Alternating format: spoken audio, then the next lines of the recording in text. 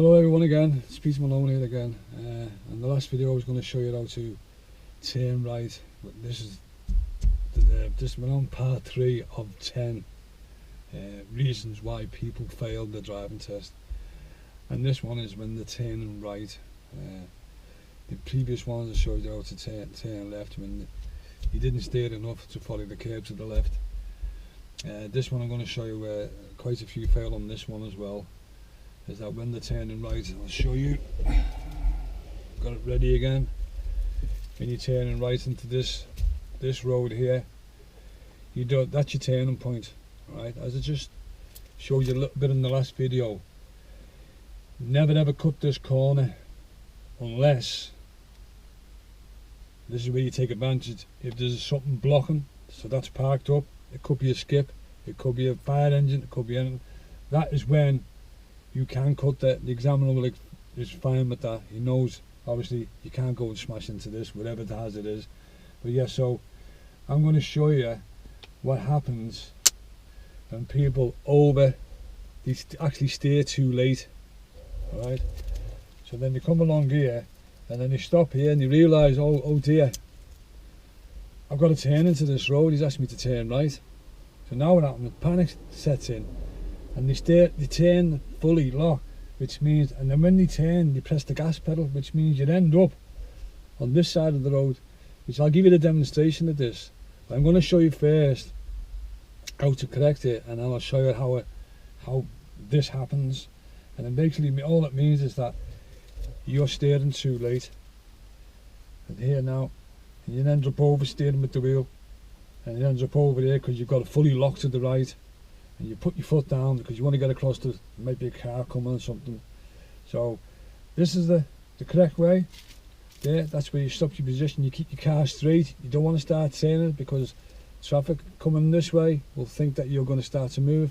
You keep it dead straight and you just wait until this is clear and then you cross. Anyway, I'll give you the demonstration of it now. You know, put that back down out the way and let's take this off. Start again. Here we go. Always put your seatbelt on. Never forget it.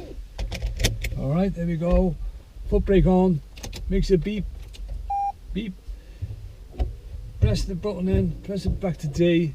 Well, look around. I've got a guy coming up here and with a white hat on a t-shirt. So he's a road user because the chances are he probably might cross the road.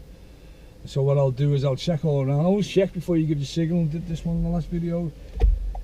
And I'll wait now because there's a car coming, so I won't put the signal on.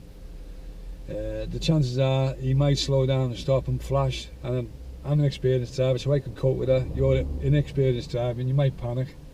So I'm going to give this guy with the hat on an indicator, looking all around to the left, all around to the right, and away we go. So I'm going to show you now turning right from a major road into a minor road.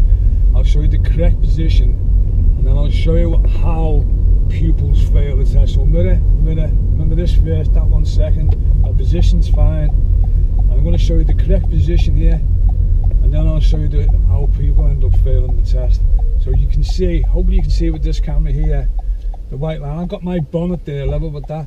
Well, what happens on the test, you could be on your head or your driving lesson, you'll go further. This is where you want to turn, by the way. Now I'm going to show you how they fail and why they fail. So they go too far forward like this, and then they realise and they go, oh, and the examiner probably said, I asked you to turn right. Panic kicks in, and all of a sudden they do this. They go, and this is where they oversteer because they've gone far, so they follow around lock and they press the gas pedal like this, and then they end up in this side of the road, which is not what you want. So they just basically left it too late to steer, and when they did steer, they had to put more on it. So remember, this is another one, parking by the curb. You're going to get this 2 or 3 times and say, get the dead centre of your bonnet, get the curb ahead of you, in the middle of your bonnet, and as you're coming in, check this part here so you can see how far away. I'm probably about this far away from the curb. Generally speaking, you want to be about this far because there's a lot of rubbish in there. And switch that off, back into park, let go of the foot brake, switch it off, and be grateful if you did subscribe. I'm going to be doing some more. Remember, I'm covering There's quite a few here. There's 10 reasons. I mean, I got an email off the DVSA, and if you're taking driving lessons, always make sure that whoever's taking has got either this one or a pink one.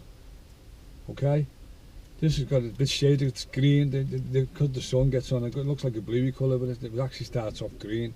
Where you either want one of these in the window or one with like a triangle, that's pink. So they're both allowed, this one and the other one allowed to charge. So if you're getting driving lessons, make sure, and you're paying for it, make sure you've got one of them in the window.